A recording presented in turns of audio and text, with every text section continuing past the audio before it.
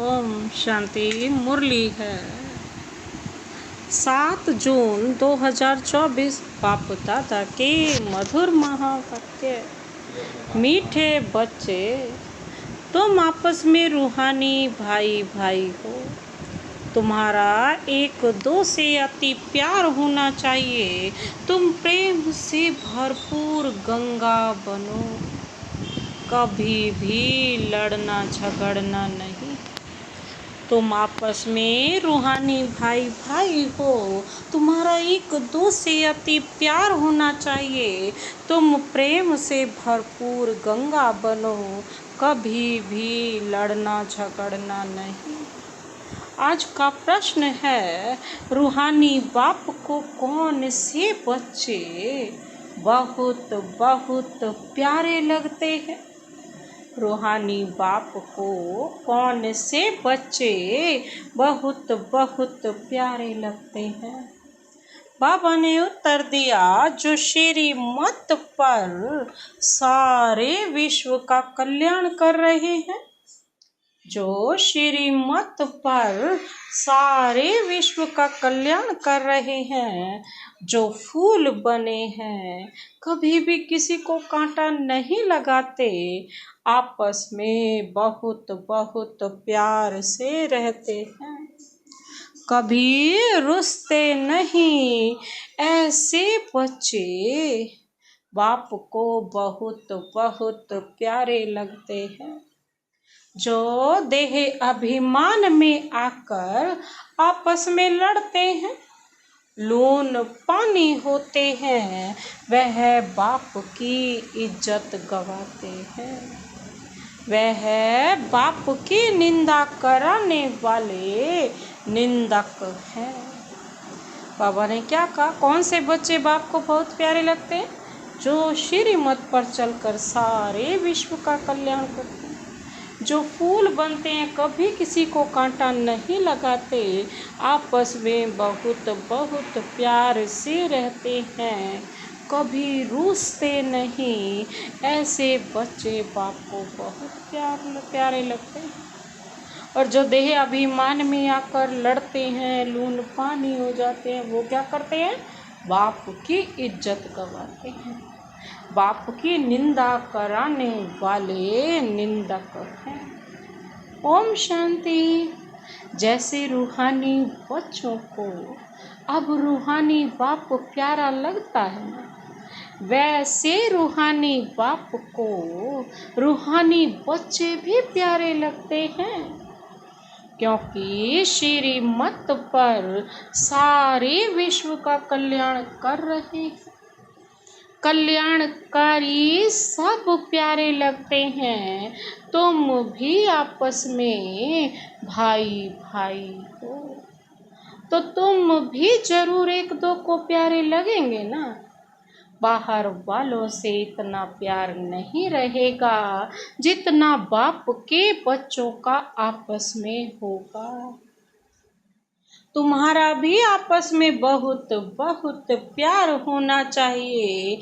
अगर भाई भाई यहाँ ही लड़ते झगड़ते हैं या प्यार नहीं करते, तो वह भाई नहीं ठहरे। तुम्हारा आपस में लव होना चाहिए। बाप का भी आत्माओं से लव है ना, तो आत्माओं का भी आपस में बहुत लव होना चाहिए। सतयुग में सब आत्माएं एक दो को प्यारी लगती हैं, क्योंकि शरीर का अभिमान टूट जाता है।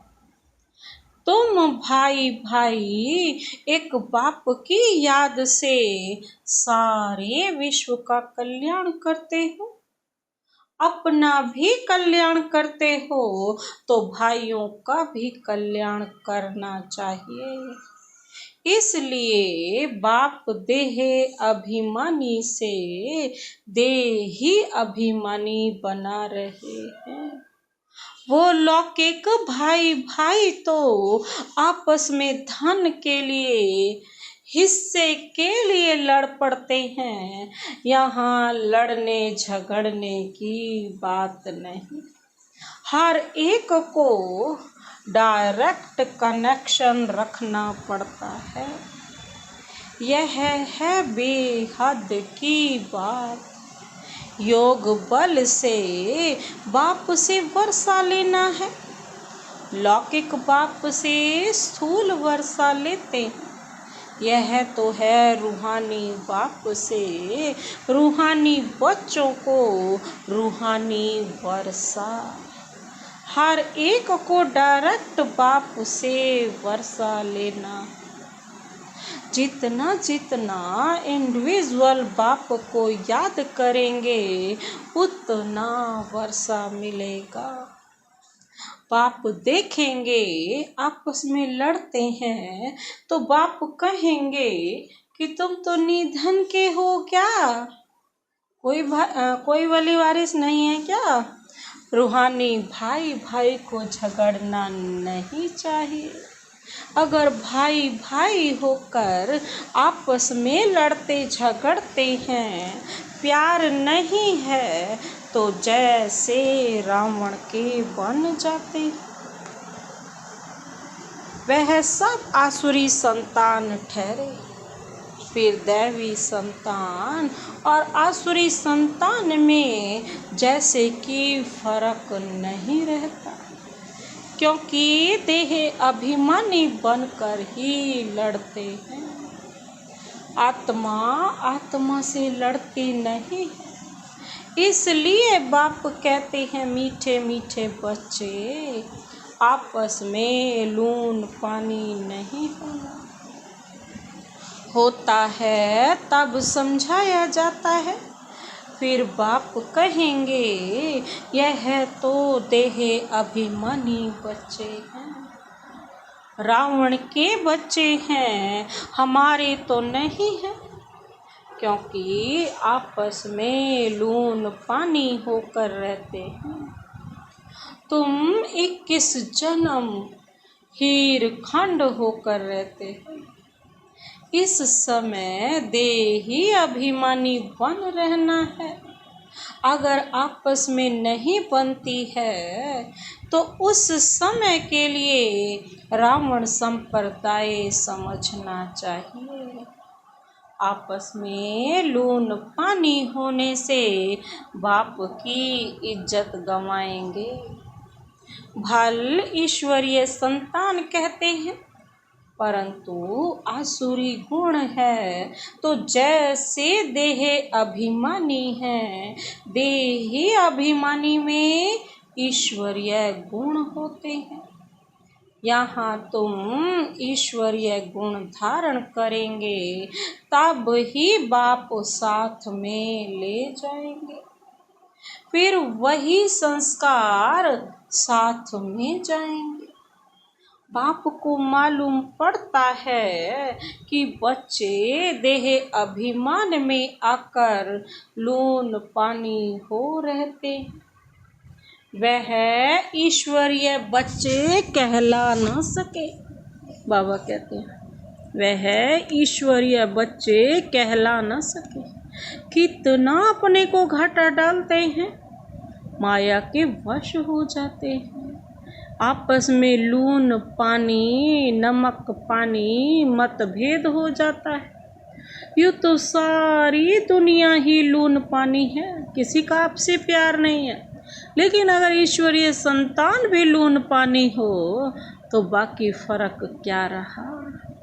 वह तो बाप की निंदा कराते हैं। बाप की निंदा कराने वाले लून पानी होने वाले ठोर पा न सके। सतगुरु का निंदक ठोर नहीं पा सकता ना। उनको नास्तिक भी कह सकते हैं। आस्तिक होने वाले बच्चे कभी लड़ नहीं सकते। तुम्हें आपस में लड़ना नहीं है, प्रेम से रहना यहाँ ही सीखना है। जो फिर 21 जन्म आपस में प्रेम रहेगा। बाप के बच्चे कहलाकर फिर भाई भाई नहीं बनते तो वह आसुरी संतान ठहरे। बाप बच्चों को समझाने के लिए मुरली चलाते हैं।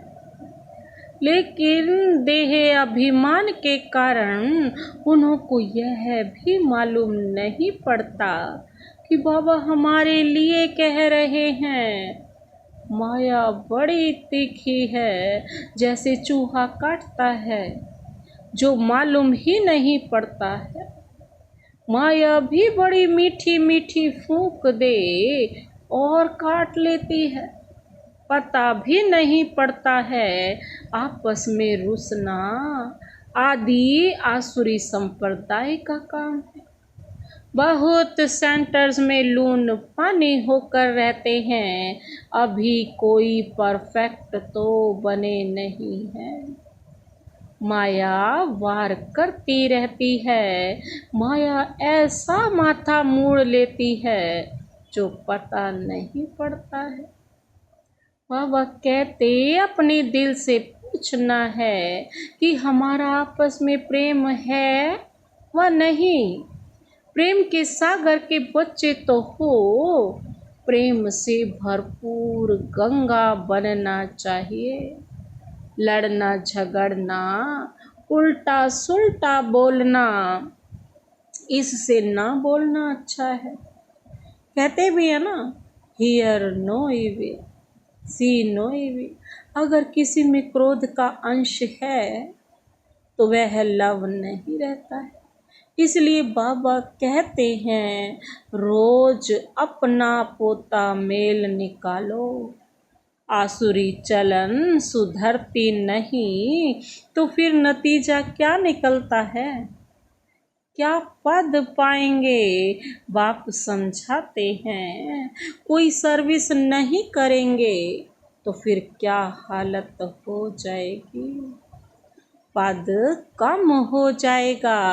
साक्षात्कार तो सबको होना ही है। तुमको भी अपनी पढ़ाई का साक्षात्कार होता है।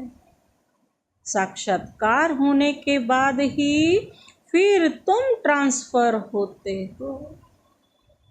ट्रांसफर होकर तुम नई दुनिया में आ जाएंगे। पिछाड़ी में सब साक्षात्कार होगा। कौन कौन किस मार्क्स में पास हुआ है, किस मार्क्स से।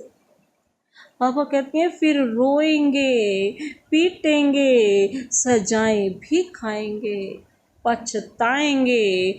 बाबा का कहना नहीं माना। बाबा ने तो बार बार समझाया है कोई आसुरी गुण नहीं होना चाहिए। जिनमें दैवी गुण है उनको ऐसा आप समान बनाना चाहिए। बाप को याद करना तो बहुत सहज है। अलफ और बे। अलफ माना बाप और बे माना बादशाही। तो बच्चों को नशा रहना चाहिए। अगर आपस में लून पानी होंगे तो फिर ईश्वरीय औलाद कैसे समझेंगे? समझेंगे?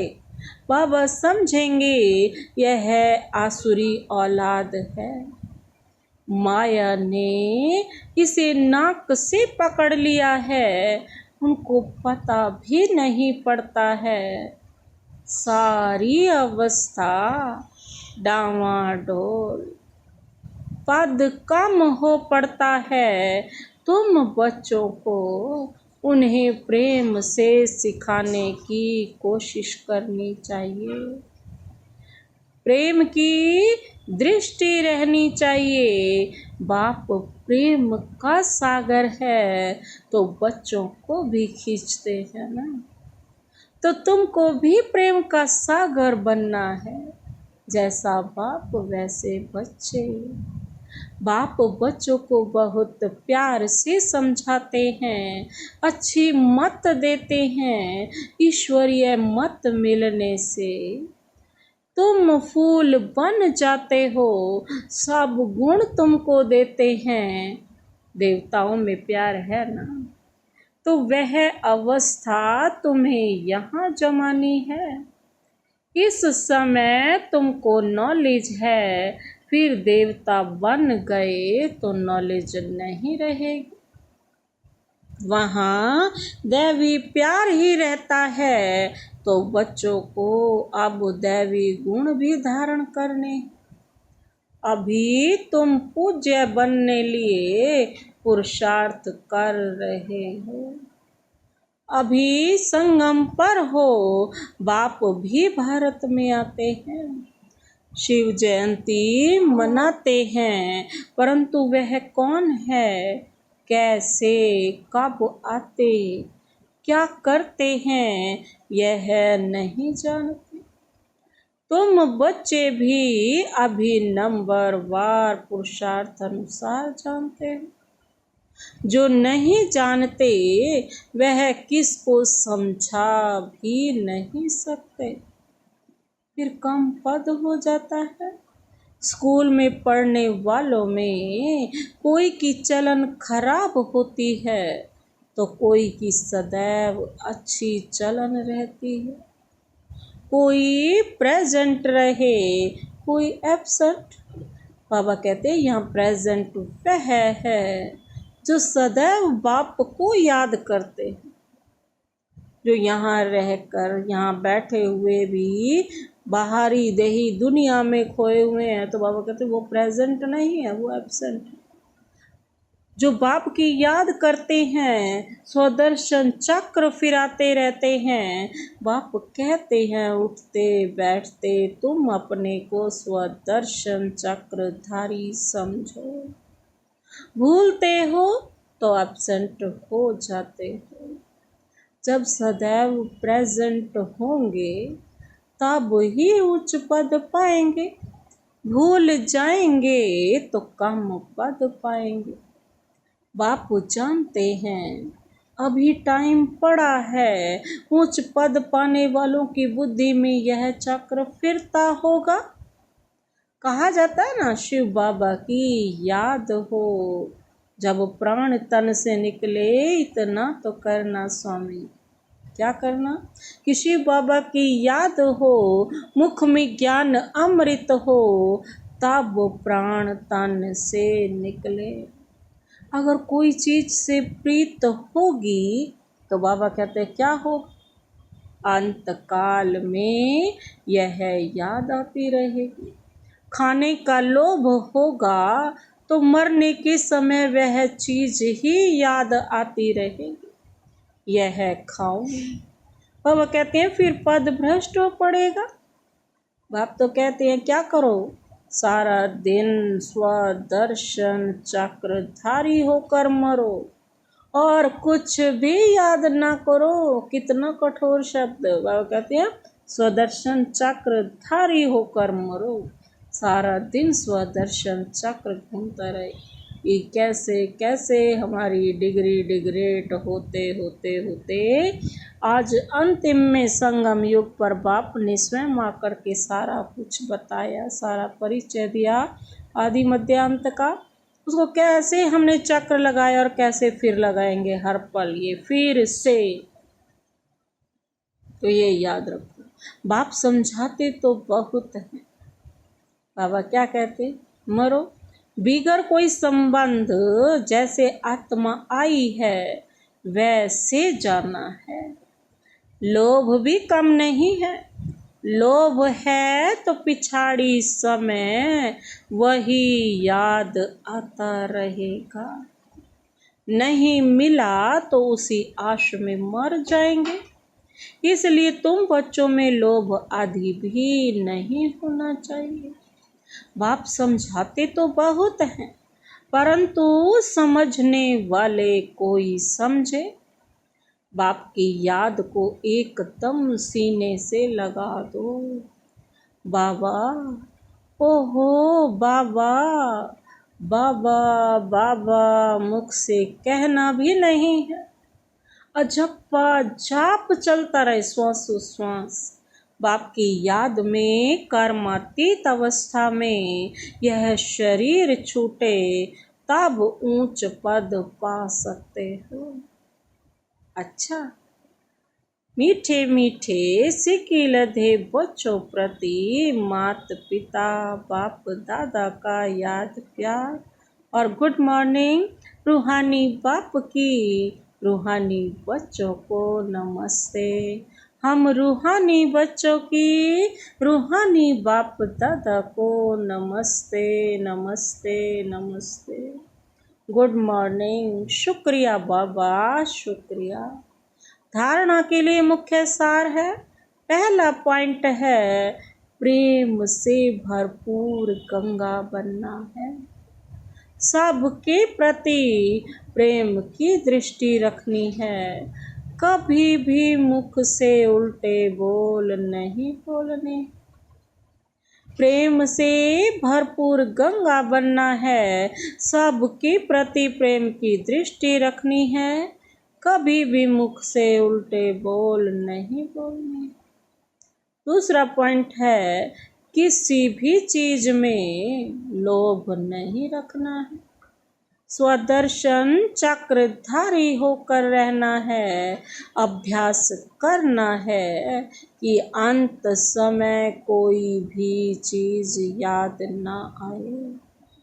बाबा कहते किसी भी चीज में लोभ नहीं रखना, स्वदर्शन चक्रधारी होकर रहना, अभ्यास करना है कि अंत समय कोई भी चीज याद ना आए। आज का वरदान, वरदानी हाथ सदा अपने सिर पर अनुभव करते हुए वरदान अपने में समाते हैं। पुरानी देहे व दुनिया की सर्व आकर्षणों से सहज और सदा दूर रहने वाले राज ऋषि भव। पुरानी देहे व दुनिया की सर्व आकर्षणों से सहज और सदा दूर रहने वाले राज ऋषि भव। विस्तार है, राज ऋषि अर्थात एक तरफ सर्व प्राप्ति के अधिकार का नशा और दूसरी तरफ बेहद के वैराग्य का अलौकिक नशा। वर्तमान समय इन दोनों का अभ्यास बढ़ाते चलो।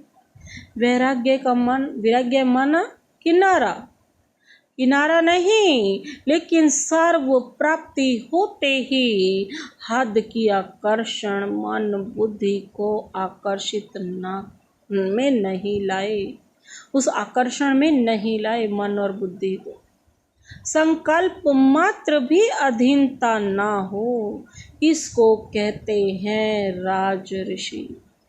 जो किसी के भी अधीन ना हो, अर्थात बेहद के वैरागी। यह पुरानी देह व देह की पुरानी दुनिया,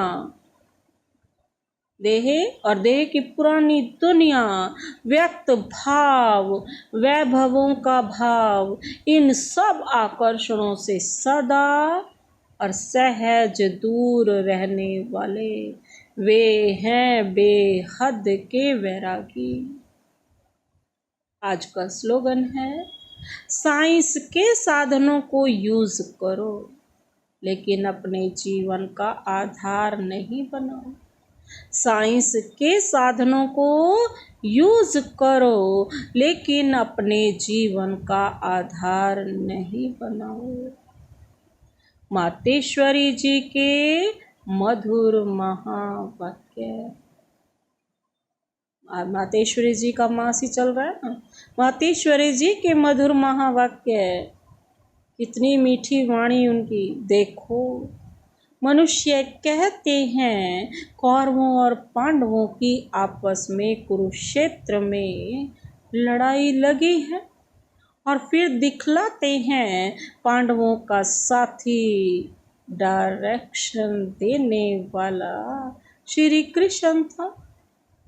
तो जिस तरफ स्वयं प्रकृति पति है, जिसने अपनी पूरी प्रकृति पर जीत पाली, वही तो प्रकृति पति है ना, सर्व कर्म इंद्रियों पर। उसकी तो विजय जरूर होगी। देखो, सभी बातें मिला दिया, गुड़ गोबर कर दिया ना, सारी चीजें मिला करके। अभी पहले तो इस बात को समझो कि प्रकृति पति तो परम आत्मा है, श्री कृष्ण तो सतयुग का पहला देवता है। पांडवों का सारथी तो परमात्मा था ना शिव बाबा। अब परमात्मा हम बच्चों को कभी हिंसा नहीं सिखला सकता। न पांडवों ने हिंसक लड़ाई कर स्वराज्य लिया, उन्होंने तो अहिंसा परमो धर्म अपनाए। यह दुनिया कर्म क्षेत्र है, जिसमें मनुष्य जैसा जैसा कर्मकार बीज बोता है वैसा अच्छा व बुरा फल भोगता है। जिस कर्म क्षेत्र पर पांडव अर्थात भारत माता शक्ति अवतार भी मौजूद है, परमात्मा भारत खंड में ही आते हैं, इसलिए भारत खंड को अविनाशी कहा जाता है। परमात्मा का अवतरण खास भारत खंड में हुआ है, क्योंकि अधर्म की वृद्धि भी भारत खंड से हुई है। वहाँ ही परमात्मा ने योग बल द्वारा कौरव राज्य खत्म कर पांडवों का राज्य स्थापन किया। तो परमात्मा ने एक आदि सनातन धर्म स्थापन किया, परंतु भारतवासी अपने महान पवित्र धर्म और श्रेष्ठ कर्म को भूल अपने को हिंदू कहलाते हैं। बेचारे अपने धर्म को ना जान औरों के धर्म में जुट गए। तो यह बेहद का ज्ञान बेहद का मालिक खुद ही बताता है। यह तो अपने स्वधर्म को भूल हद में फंस गए हैं, जिसको कहा जाता है अति धर्म गलानी, क्योंकि यह सब प्रकृति के धर्म है, परंतु पहले चाहिए स्वधर्म। तो हर एक का स्वधर्म है कि मैं आत्मा शांत स्वरूप हूँ। फिर अपनी प्रकृति का धर्म है देवता, देवता धर्म। यह 33 करोड़ भारतवासी देवताएं हैं। अभी तो परमात्मा, तभी तो परमात्मा कहता है अनेक देह के धर्मों का त्याग करो, सर्वधर्मानि परित्यज्य। इस हद के धर्मों में इतना आंदोलन हो गया है, जो अब इन हद के धर्मों से निकल कहाँ जाना है? बेहद में जाना है। उस बेहद के बाप सर्वशक्तिवान परमात्मा के साथ योग लगाना है। तो सर्वशक्तिवान प्रकृति पति परमात्मा है, ना कि श्री कृष्ण। प्रकृति पति कौन है? इस पूरी प्रकृति का भगवान कौन है? परमात्मा। कृष्ण नहीं है, श्री कृष्ण नहीं, शिव बाबा। तो कल्प पहले भी जिस तरफ साक्षात प्रकृति पति परमात्मा थे, उनकी विजय गाई हुई है। पहले भी यही हुआ था, हर कल्प यही होगा। पहले भी प्रकृति पति परमात्मा की ही विजय गाई हुई है, अब भी गाई है, आगे भी गाई जाएगी। अच्छा, ओम शांति।